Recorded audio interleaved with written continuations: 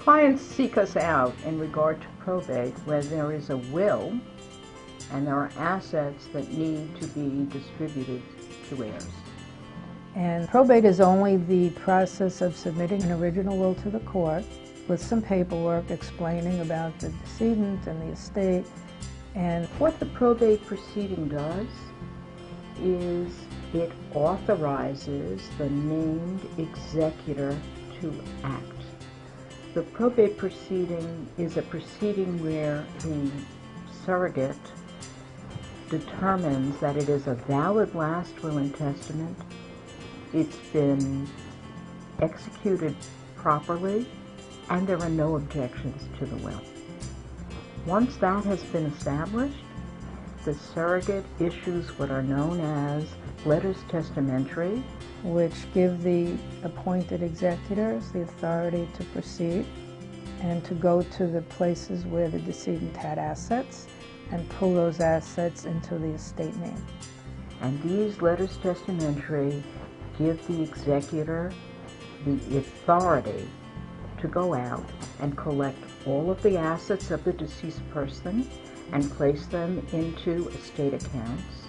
It gives the executor the authority to pay the deceased person's last bills and pay off all creditors, and it gives the executor the authority to file the estate and personal tax returns and to make the distributions as delineated in the person's last will and testament. And at least in Nassau County here, if everything is pretty straightforward, we expect to have the executors appointed within a few weeks. In the city, in Queens, it may take a little longer. But that is probate.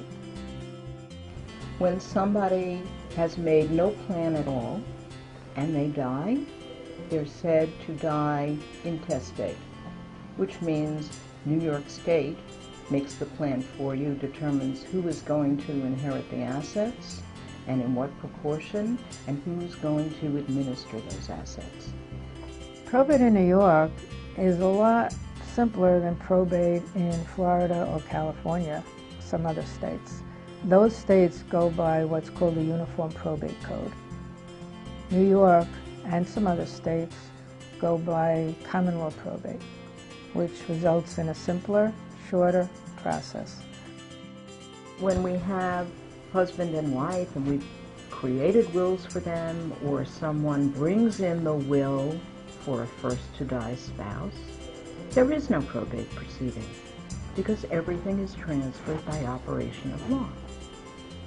However, when the second-to-die spouse dies, we do need to have a probate proceeding because we need to transfer the assets of the surviving spouse to the named heirs, who are usually the children. When you have a single person who has no children, and you have to go out and find that family tree and notify those people who have a right to object that the proceeding is taking place. Finding these people is sometimes an issue.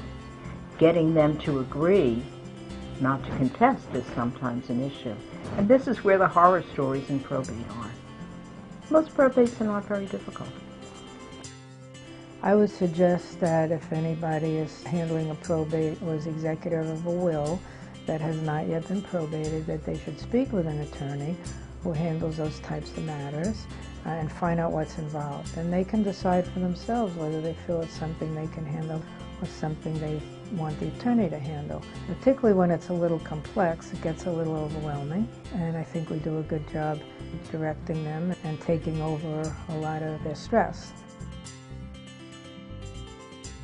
The court appoints an administrator instead of an executor, and the administrator then handles the role of executor. The difference is that the law says who's going to get those assets, not your stated wishes in your will. And what the law says in New York is basically that if you have a spouse, the spouse gets half and the children get half. The children would split half. If there's no spouse, the children get equally. And it goes down like that in a hierarchy of closest relatives. Anyone who would have inherited if there was no will has a right to appear in open court and contest the will. But it's only those people who have the right to contest the will.